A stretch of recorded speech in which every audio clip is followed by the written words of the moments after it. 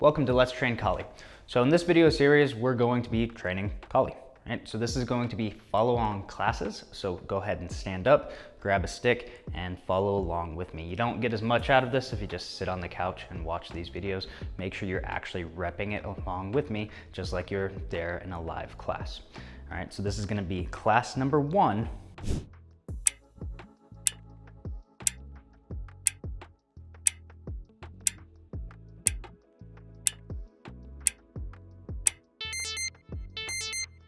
How to hold the stick. All right, so what I want you to do is I want you to give yourself about 3 fingers, maybe 4 fingers down at the bottom of the stick. Right, so this is called your puño. Right, we will be doing some strikes with it. It helps with some disarms. It also gives a little bit of a counterbalance and a little bit of room for slippage in case you start swinging and your hand starts sliding down. It'll give you a little bit of time to be able to adjust back up before the stick goes flying out of your hand. And trust me, it does go flying out of your hand. So hold the stick here. The next thing is we want to make sure that we're thinking about the stick kind of like it's a blade. So what I want you to do is I want you to imagine you're knocking knuckles, right? So imagine like you're knocking on a door. These are what I call the knocking knuckles. That's where your blade edge alignment is going to be. So when I'm holding my stick, that's where my blade is. If I was holding a sword, my blade edge right there pointing along with my knocking knuckles. So every time I do a strike, I want to make sure that I'm striking with that blade edge. I don't want to be striking like this, where I would be hitting with the flat edge of the blade. It's also very easy to disarm yourself if you're doing that. So always be striking and thinking about that blade edge alignment. Okay, so we're gonna go ahead and we're going to warm up a little bit. I don't know what the temperature is like for you, but for me it's pretty cold right now. So let's go ahead and first, let's warm up our wrist. One way that I like to do this is start with my hands out just like this, and I'm gonna go out and back, and I pass it back, and I wanna grab it with the other hand, out and back, out and back. All right, so this is just kind of warming up the wrist and just flicking it in this sideways motion when we do this.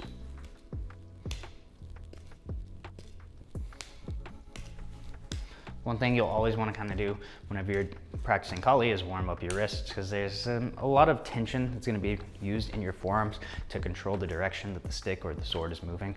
So you want to always make sure you warm those up well. Next we're going to do is we're going to open up our arms, so just big arm circles.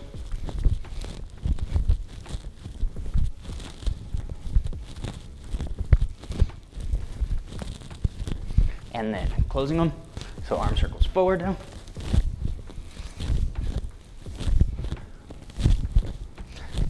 And yes, you do always want to actually warm up a little bit before you start a Collie class, or really any martial arts class. But for Collie, you typically want to warm up your shoulders a lot and the arms because of all the swing that's gonna happen. You don't wanna accidentally pull something in your shoulder. It's not fun, I've done it. I do not recommend it. Now we're gonna go side to side. There's those trunk twists. Work on getting that spine flexibility. Arms are just nice and relaxed and just wrap around you as you're doing this. Now let's go ahead and get some hips into there. So I want to turn my hips, right, each time. If I was wearing like a belt, I would point the knot in my belt from one side to the other. Turn those hips, and I want you to raise that back heel as you do this. You should feel a little bit of a stretch right here in your hip flexor muscles as you're going. Now let's go ahead and let's do 10 squats, and we're gonna raise the stick up over our head as we go down for these squats.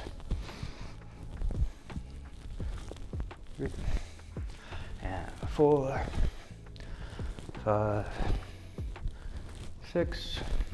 Try to get all the way up as high as you can. 7, 8, 9, and 10. All right, now you can use the stick as your balance. Grab, stretch the quad out real quick. Get a little hip flexor in there as well. And other side. All right, so this was a very light warm-up. As we progress in the classes, there will be a lot more heavier warm-ups. Today we're going to go through just some very basic techniques. So the first thing that we're going to be covering is going to be our chain.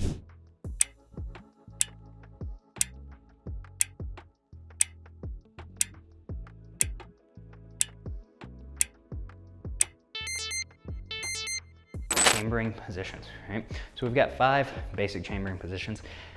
And these are just a reference point that I will go to. It's not, I have to be here, or I have to be wherever that chambered position is. When we're actually doing our stick sparring, we're gonna be flowing through these positions instead of holding at any certain one for a long period of time. Okay, so the 5 of them are shoulder load, high load, cross load, side load, and low load. All right, 5 of them.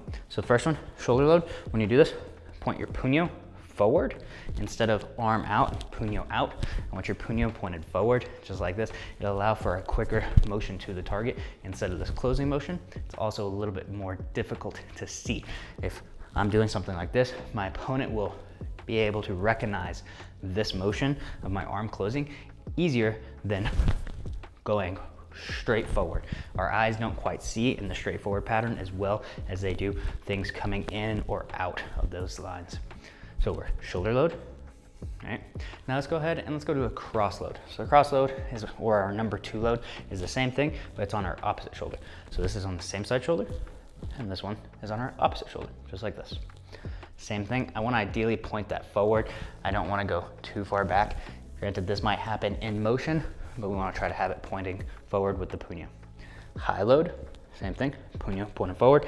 It's over the top of our head this time. Now let's go to a low load.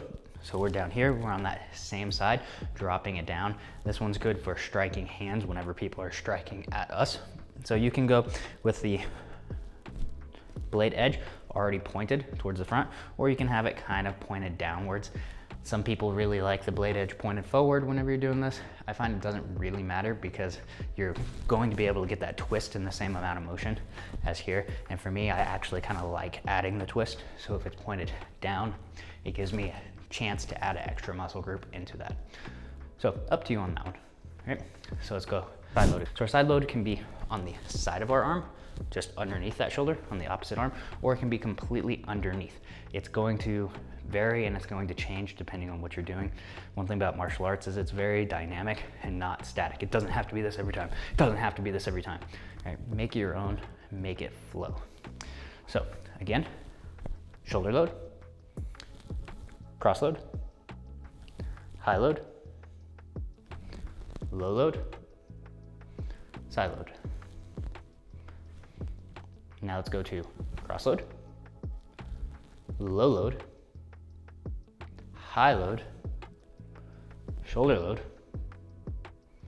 high load, low load, cross load, shoulder load, side load. All right, so you can see we can kind of flow between those. Right now, I just kind of want you understanding what they are. Let's go ahead and put the stick into our other hand. When we do this, we're going to change our lead. So typically when you have the stick, that side is going to be in front. So if I'm holding in my left hand, I'm also going to put my left foot towards the front and vice versa. Now this isn't always the case, it's just usually the case. And one of the reasons why is because I can block with my weapon or my shield. So I want my shield in front. If it's in the back, I'm more exposed to being hit. It's a little bit harder to block all of the sides, right? So we typically want our shield or our sword up in that front position as we're doing this. So now everything is switched, but it's that same side is gonna be our shoulder load. So shoulder load, high load, cross load, side load, low load. Again, shoulder, high, cross, side, low. Now going backwards, side, cross, high, shoulder, low, low, shoulder, high, cross, side. Again, these are just reference points. I might say you're gonna start in this position, or I'll just say go to this position, and when you see me like this, you know, hey, that's a shoulder load, right? It's not something to overly think about a lot, but I just want you to know the basic positions that our stick will go through whenever it's in a chambered position. And now what does chambered mean? Chambered means that I can be ready to strike with it. So this here, sometimes it would be like a guard position, right? It's pretty good for defending, but it's not good for attacking. I don't have much chamber, right? I can only whip it out so much. Most of my muscles are already extended, so or already contracted, so my arm's already extended and I can't really whip it out much. Here, I have the ability to whip it out fast whenever I'm doing this because I'm already chambered. So that's one of the reasons we want to kind of flow between chamber positions instead of always just out in this guard position, right? We have reasons why we might do one or the other, but a chamber position will allow you to just strike from it a lot faster.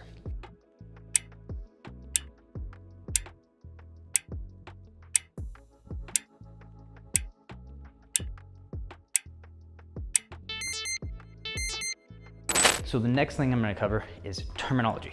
Just basic terminology. It's not all encompassing. There's going to be a lot more.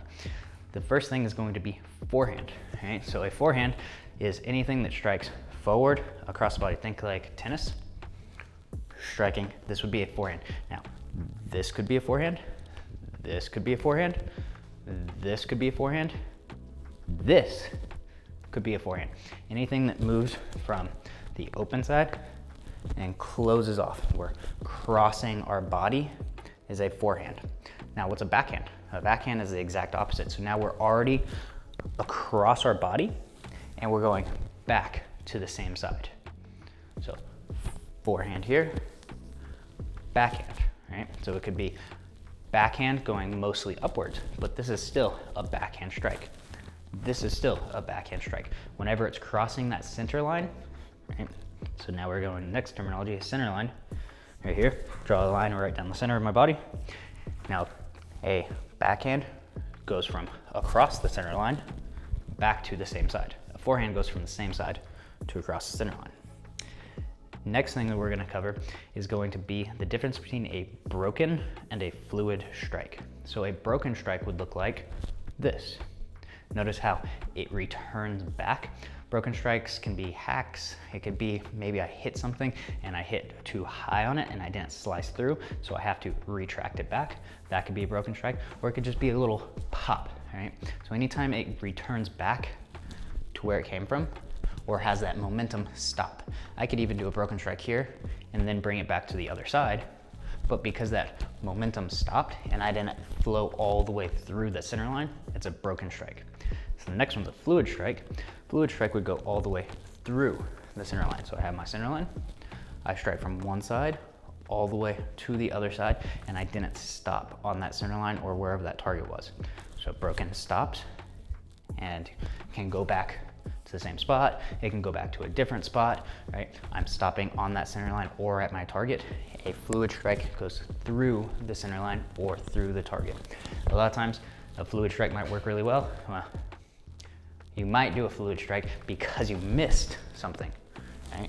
Sometimes it's hard to stop that momentum, so we flow right through it, and that makes a fluid strike. Broken strike, maybe I'm trying to hit a specific target, like the hand, and I don't want to flow all the way through if I miss to give them a chance to attack, so I kind of pop it, and I can bring it back to that same position or to another position, but I'm not flowing all the way through. Okay, so forehand, fluid strike. Backhand, fluid strike. Forehand, broken strike.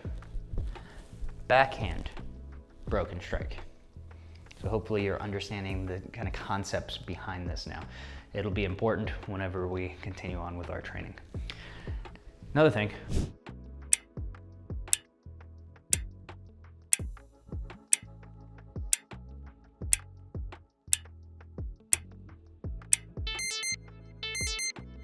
what do we do with our other hand?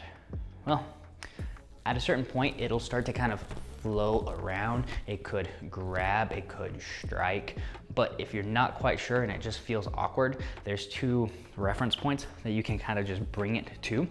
First one is this center line right here, in close. We want to make sure it's relatively in close so it's not getting in our own way, right? I don't want to hit my own hand. And the next is going to be hip right here. So imagine you have a gun on your holster, probably not on your left side unless you're a lefty, but imagine you have a gun there or another knife or something and you're gonna draw a weapon here. It can go there. It could just be holding something at that point, right? But it gets your arm out of the way whenever you're striking, so you don't have to think about as much. Like I said though, at a certain point, it'll just kind of be flowing around and just up and it will be doing other things as well. But if you're not quite sure what to do with it, hold it at one of those 2 reference points, or you can go between those 2 reference points as you're practicing your strikes.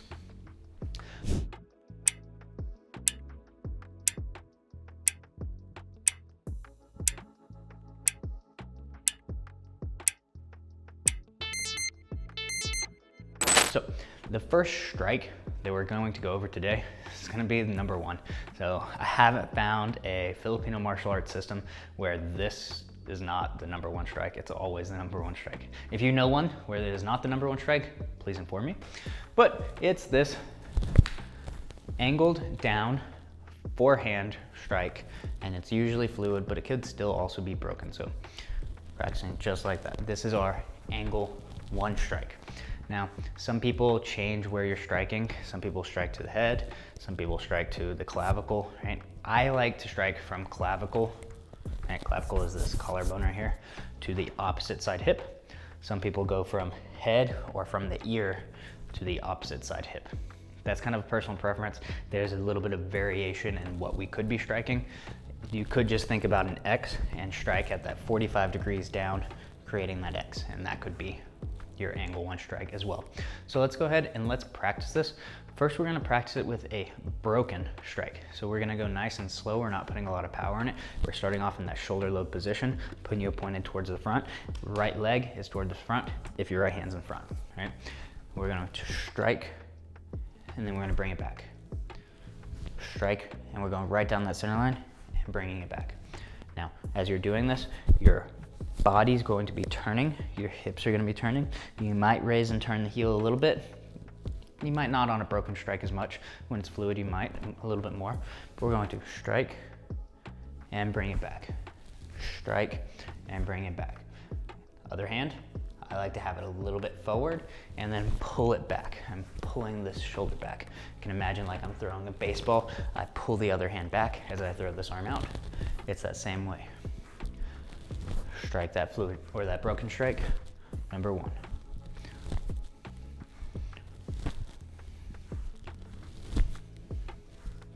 Now, sometimes I also have this problem of opening here. When you open here, it can make it a little bit more powerful of a strike. It's just easier for your opponent to read. So if we can try to stay a little bit tighter with this. But if you start doing this a little bit, it's okay. Just try to recognize that you are doing it and that it is easier to read.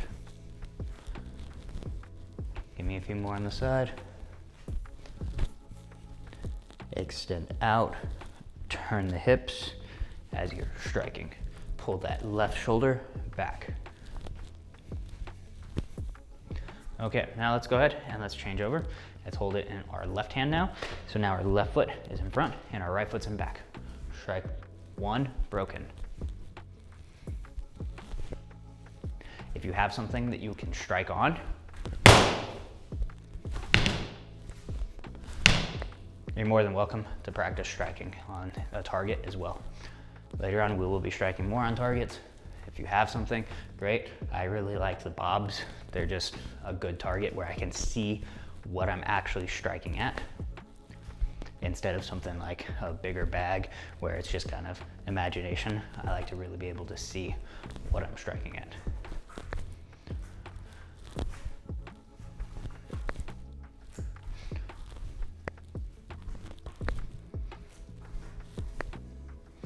All right, so that was our number 1 broken strike. Next, we're gonna do a fluid strike. So change it back to the right side dominant, right foot's in front, left leg's in back. And now we're in this stance, we're kind of in this bladed stance, right? So it's not so squared here. I'm kind of back, my body is angled off, and I do that so I have less targets to hit. I'm a smaller target, right? So my feet are almost in this straight line as well with my heels. That allows me to go forward and backwards. A lot of times in Kali, you'll kind of have this motion where your body's kind of going in and then out, in and then out, and it'll facilitate that if you have this more straight on stance. Not saying this is overly wrong. This is, in my opinion, a lot better for, say, kickboxing, but for weapons fighting, we typically do want this more of a bladed stance. Okay, from here, angle 1, fluid. So we're gonna go all the way through it, and we're gonna bring it up to our other shoulder, and we're gonna bring it back from that cross load to our shoulder load. Here, I'm going to pull my hip backwards, and I'm gonna strike through, bring it to that cross load, over the head, and back to that shoulder load. Strike, cross load, shoulder load. Now I want you going nice and soft right now. We're gonna go hard in a little bit, but I want you thinking about that blade edge orientation. Are you striking with the edge of the blade, or are you turning it and hitting with the flat of the blade? All right. I want you to move your body and your hips all in alignment. So no choppy motion like this. Right? See how nothing's going on with my lower body? I want you to turn that lower body, punch that front hip off to the side, and raise that front heel as you do this. Strike, cross load, shoulder load. Strike through, cross load, shoulder load. And have it nice and fluid. You don't have to add power in. Let it fall as you extend it out and bring it back.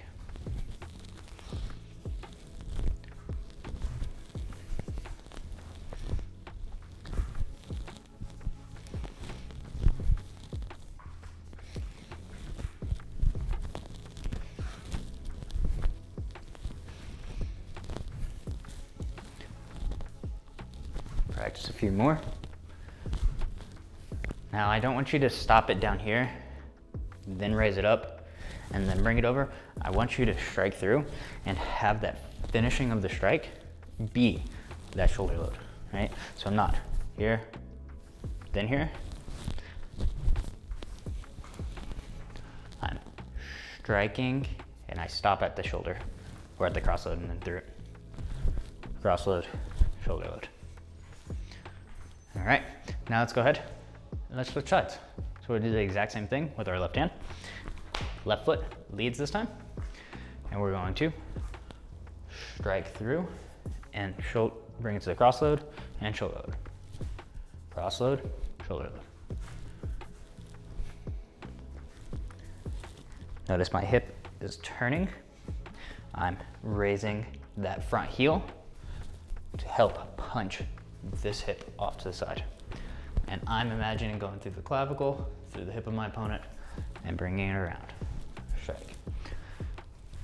And if you're not sure what to do with this other hand, keep it on that center line or keep it on the hip pocket. I like to bring that shoulder forward a little bit first and then back. But we can also start with it already back and just turn, right? There's so many different ways to do just about everything, right? I'm not gonna tell you it's right or wrong unless you got hit. If you got hit, it's probably wrong. But even then it could have been right and your timing was just wrong.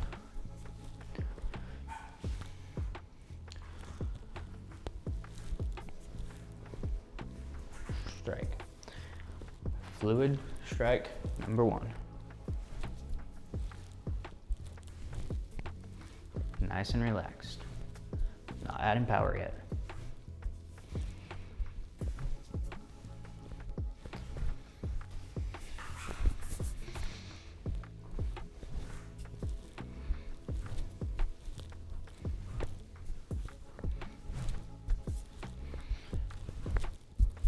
You probably already know this. You're interested in Kali, you probably already know what angle 1 is, but we gotta make sure that our body mechanics are down, and I want to build you from the foundation all the way up, and that's what these classes are gonna be doing. Next thing, right, is going to be with power. So we're going to strike, and we're really going to turn our hips, and we're gonna strike down with power. Exact same thing. Now we're just adding a little bit of force into it. Now when you're doing this, again, make sure you have your 3 fingers or so at the bottom, especially if you don't have any grip on your stick, so it doesn't fly out of your hand when you're doing this. It does happen, and a lot more than you probably think. So get your grip and strike with power. Make sure that we're ending it onto that cross load and bringing it over. Turn that hip, turn that front foot.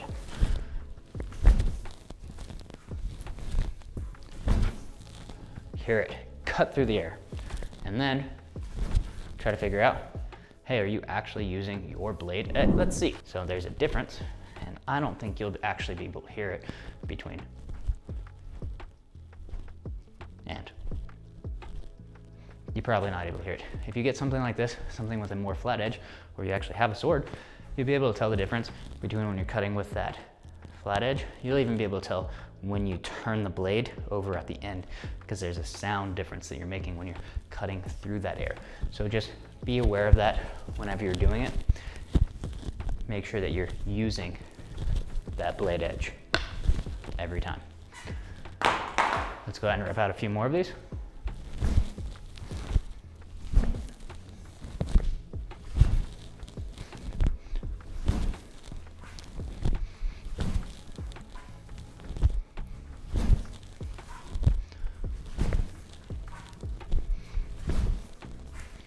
All right, now let's switch sides. Left hand, same thing.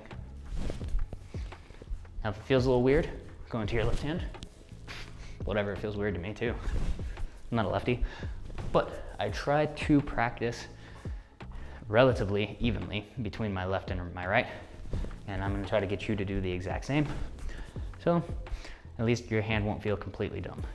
I've been to a few seminars, and you see people put the stick in their left hand and they're like, what the hell is going on?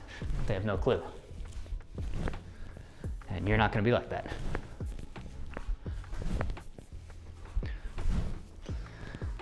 Turn, press. Press off with the calf, press off with your quad, press off with your glute. All right, we've got this triple extension going to turn our leg from the ground up. Just like when we punch from the ground up. The stick strike's the same thing. Right? Even though it's coming down, I'm using my hips and legs to forcefully turn to help apply that power into it.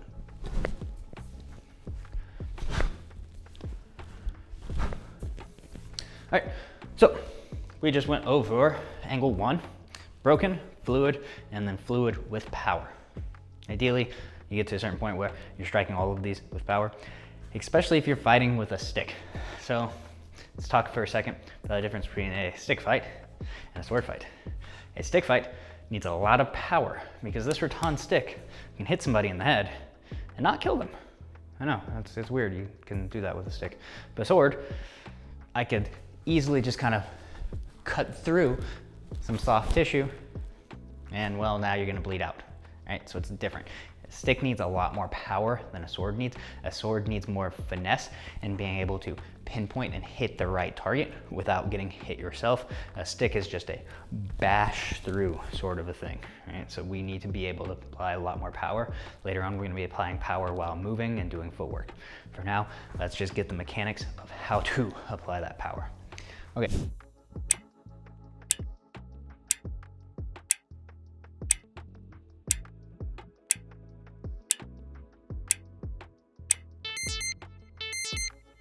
So the next thing that we're gonna do is going to be angle 2, and we're gonna do those exact same 3 things. So first thing is going to be our broken strike as we do this, all right? Now, there's 2 different ways that we can even apply this broken strike to add a little bit of power behind it. I could, depending on what I want to do.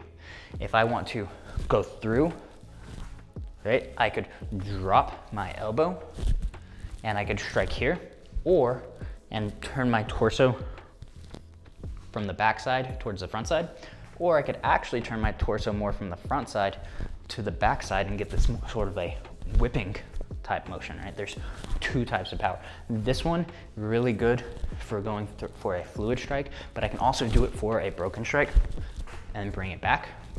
This one's good for kind of getting out of the way as you hit. So a little bit more hacky and better for such things such as like a hand strike, or whenever they're striking at us, we hit there, right? So 2 different options. Right now, we're gonna be turning towards it, from away to towards, for a little bit more of that powerful, I guess, and then it'll facilitate our fluid strikes. So start off our chest off to the side, turn towards it, and bring back. So this would be like doing a cross If we're boxing, I'm pressing off my back leg now. All right, triple extension at the ankle, knee, and hip as I'm striking here, and I'm bringing it back. I could even bring it back to a 1, and then bring it across. Here, shoulder load, cross load. Or I could go back to this cross load. Either way is fine.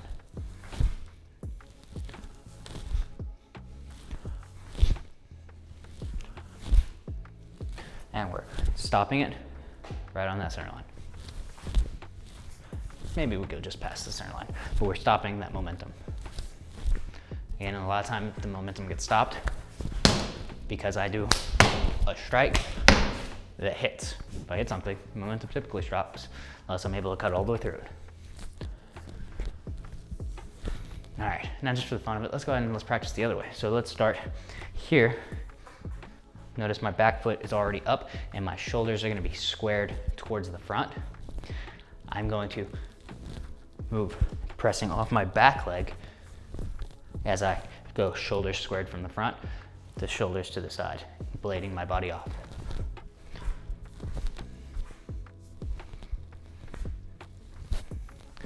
Be moving my head back as I do this. Getting my body out of the way, using a little bit of my back muscles, my triceps to extend that arm out, hit that strike, and go back.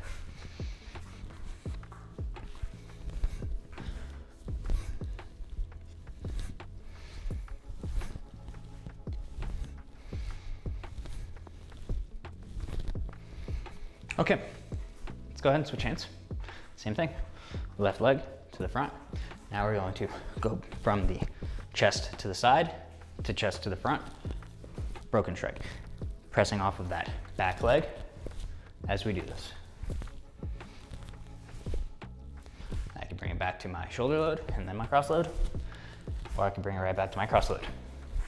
I guess I could really bring it back to any load, but to go right back to this angle 2 broken strike, I need to go back to that cross load. Pressing off of this back leg, extend at my knee, my hip, and my ankle to get this.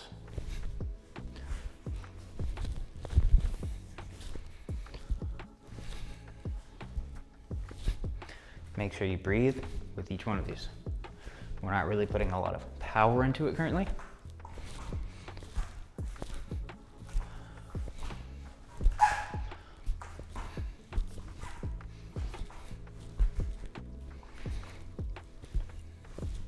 All right, now let's go ahead and let's do the other way to do this same strike. So we're gonna start shoulders forward. Here, back heel is up, and I'm going to drop my back heel down as I press off my front and come back.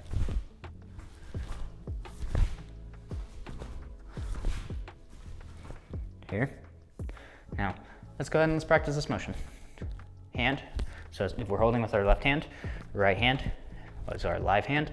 We're gonna have it out in the center, and then we're gonna bring it back, and we're gonna touch our hip.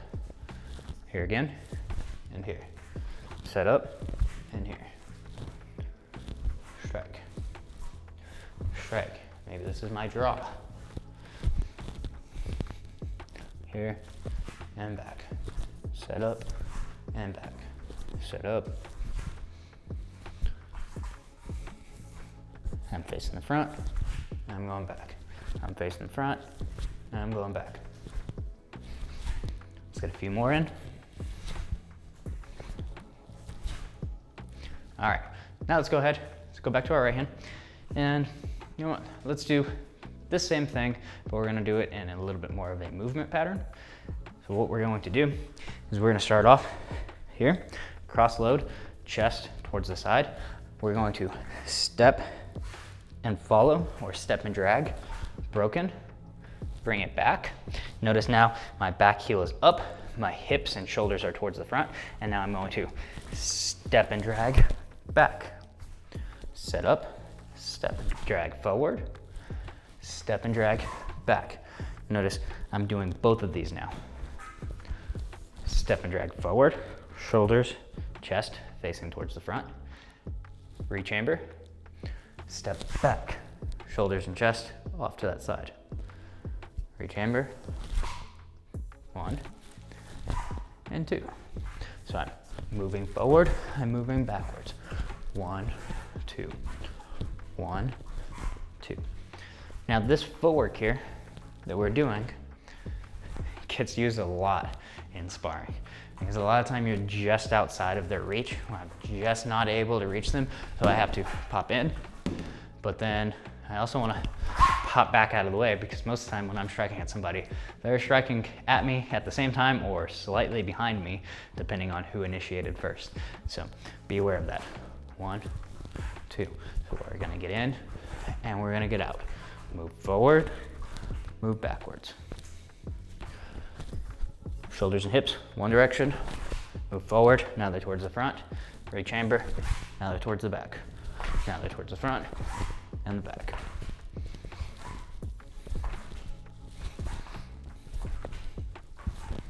Let's go and switch. Same thing, other hand. So to the side, shoulders to the front, rechamber, shoulders to the side. Shoulders to the front as we move forward, shoulders to the side as we move back. Foot forward and back. Forward and back.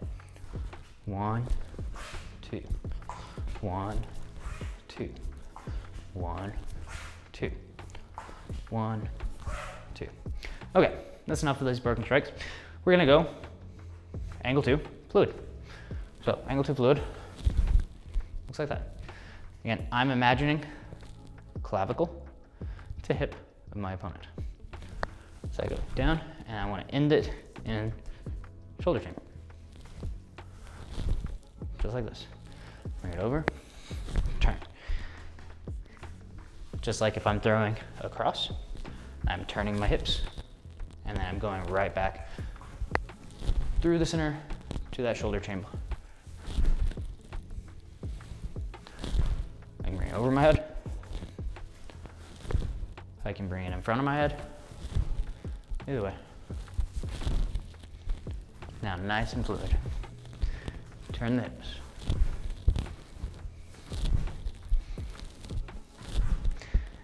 Now I'm starting turning one way when my hips are facing to the side, and I'm ending hips facing to the front. It's like that first broken strike that we did.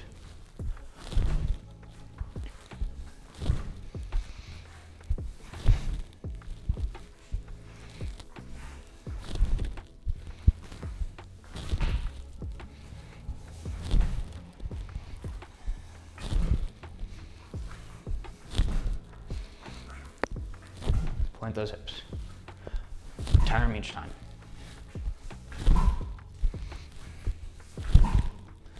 Make sure you're using that blade edge every time you cut. Other side, same thing. Hands up, turn, shoulders, hips to the side, then to the front. To the side, and the front. All right, we're in this bladed off position for the most part. And we turn. We can turn big first and then come back, right? Or we can just start right here in the sparring position and turn. Imagine your opponent right in front of you. Strike that clavicle all the way through the hip. Boom. Bring it right back to that shoulder load and then your cross load. I want you to end in that shoulder load position each time.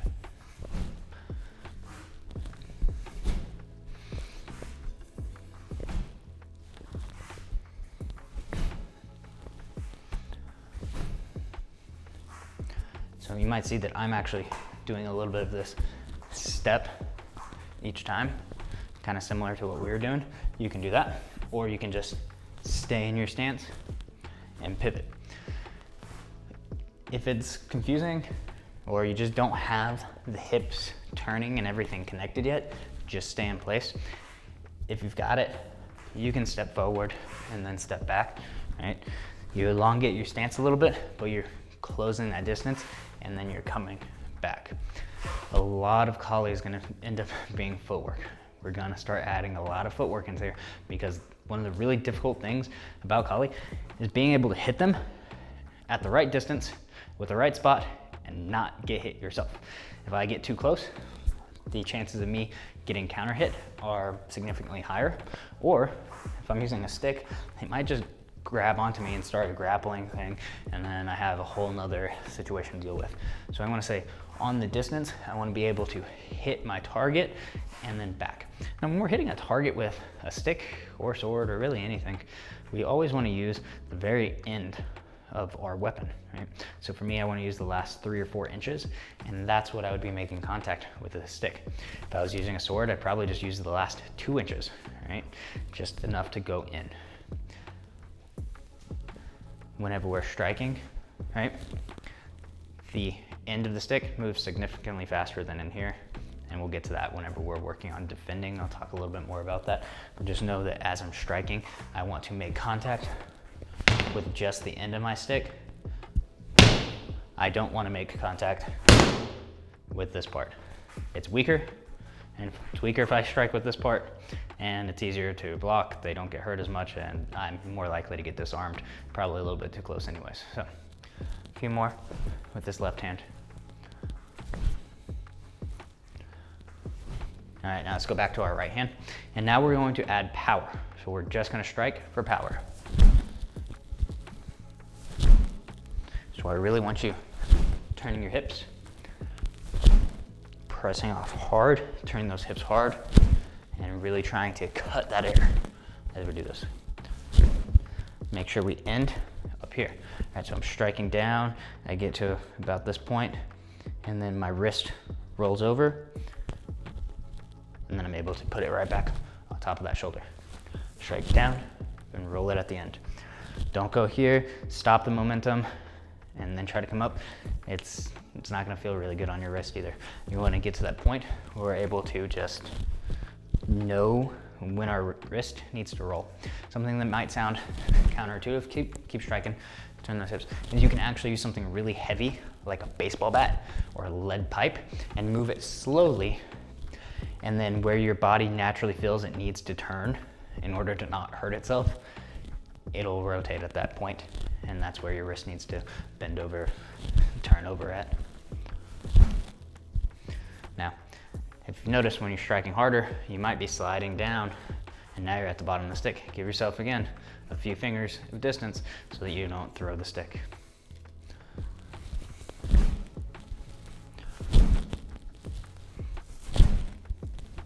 Okay, other hand. Turn your hips. Swing your hips hard.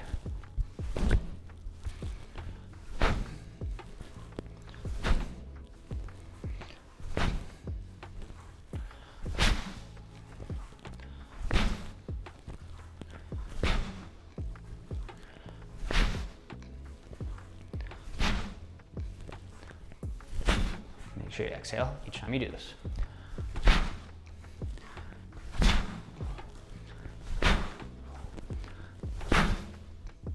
All right, so now what we're gonna do, we're gonna go back, we're gonna do angle 1, broken, angle 2, broken.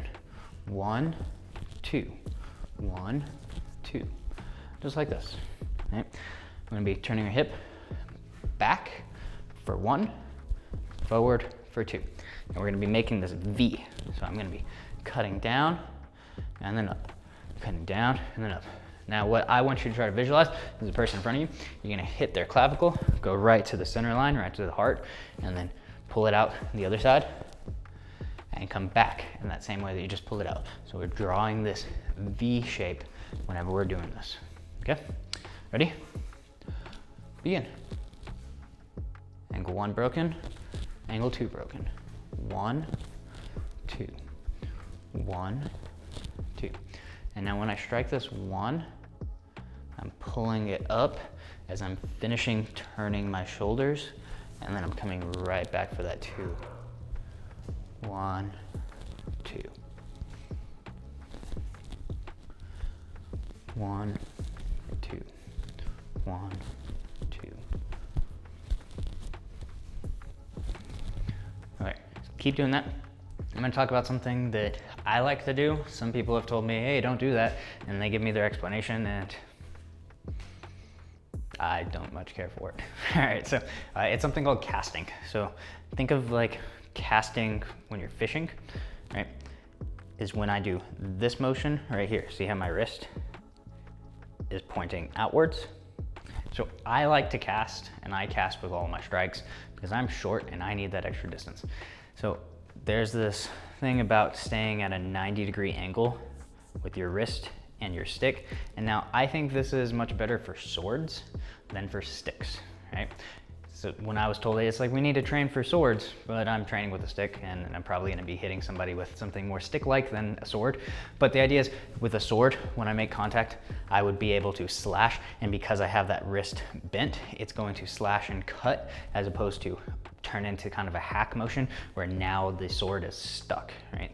The idea is I wanna be able to hit my target, but pull it right back out. And I can do that better with a 90-degree. It'll get it cut as opposed to a hack or a chop where it gets stuck into whatever it is. So that's kind of the thing with it. Me personally, I like to hack and I like to extend out as I do this.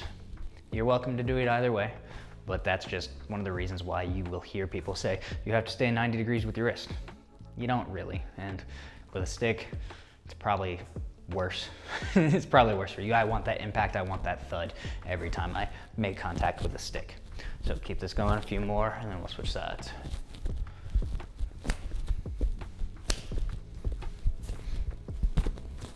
All right, let's go ahead and let's switch sides. Left leg in front. 1, 2. 1 broken, 2 broken. 1 broken, 2 broken. 1, 2. Draw that V. 1, 2.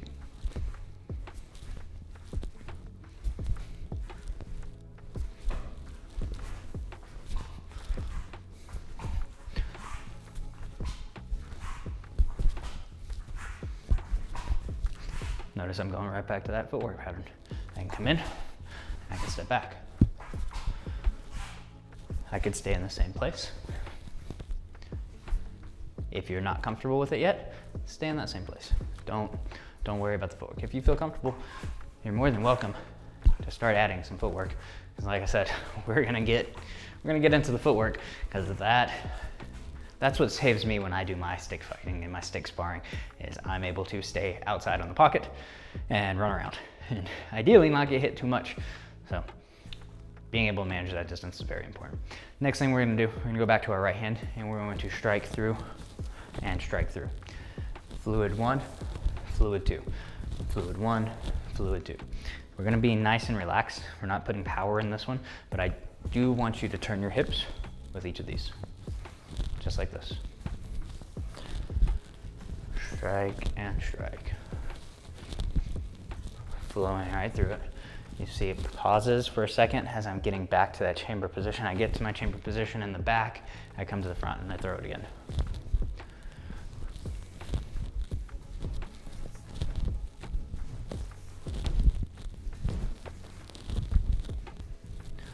Work nice and fluid.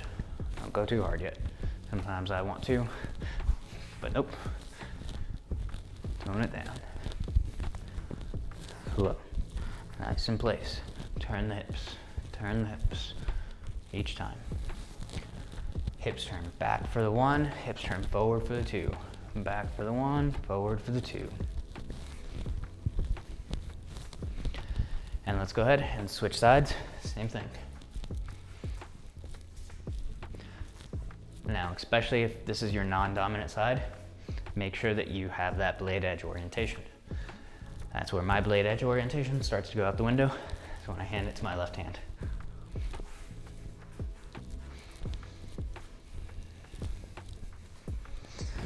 Work on turning those hips. Really connect the whole body. Again, we're going nice and slow and fluid. I want that whole body connected every time you do this.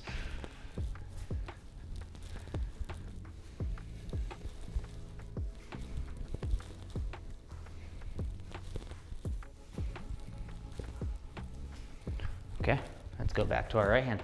Now we're gonna do the exact same thing, but we're gonna add power to our strikes.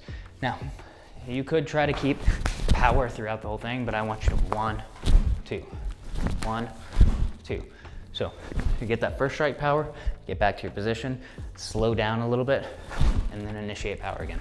Initiate power again. All right? So it's not as fast as we can, flowing through everything. It's 1 powerful strike, 2 powerful strike. 1, 2. All right? Ready? Begin. 1, 2. 1, 2. Go all the way to that next chamber position.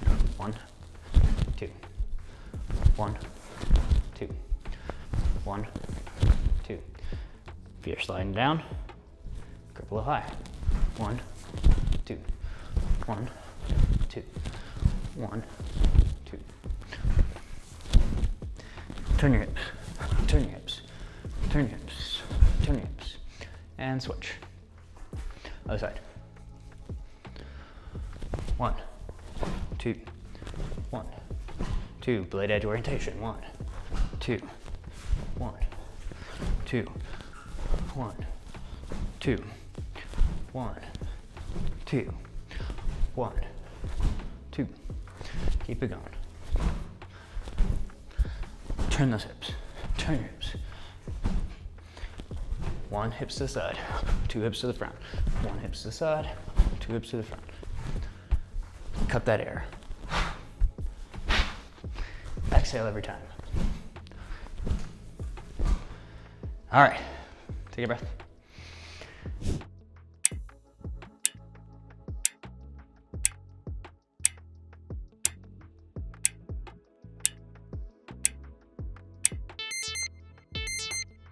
So now what I'm gonna do is I'm just going to recap what we went through today. So the first thing that we did is I talked about how to hold the grip stick, right? Our grip. 3 or 4 fingers down at the bottom so that we have that puño and we're not losing the stick when we start to strike or on our first really powerful strike. Next thing that I went over was our chamber positions. So we have our shoulder, our high load, our cross load, our side load, and our low load. So our 5 chambering positions. From there, I went over a few terminology. So forehand is when we're going from the same side and then crossing the center line. Backhand is we're going from the opposite side and crossing the center line. And then we've got our center line, which I guess I probably should have done first, but center line, splitting the body directly in half, just like this. And then we've got the difference between our broken strikes, whether they come back to that same position or they stop on the center line, momentum dies, and then they go back to a different position, or fluid strikes where we cut all the way through that center line, keeping that same angle of direction, right? We can do those with backhands or with our forehands. From there, we worked our angles 1 and 2. Angle 1 is going down at that 45-ish degree angle using a forehand. It could be done broken. It could be done fluidly. Make sure that we're turning our hips. And then we went over our number 2 angle, which is from that backhand side, striking down at that 45-ish degree angle. We've got broken, and we have fluid, and then we make sure that we did a little bit of power with our hips. After that, we tied them together, doing a forehand broken, and then a backhand broken, and then a forehand fluid, and a backhand fluid, and of course, adding power with doing these strikes. So hopefully you enjoyed this class. If you did, well, if you're on YouTube, like, subscribe, and all that other fun stuff. And then I will see you next week for our next class, and we'll learn a little bit more.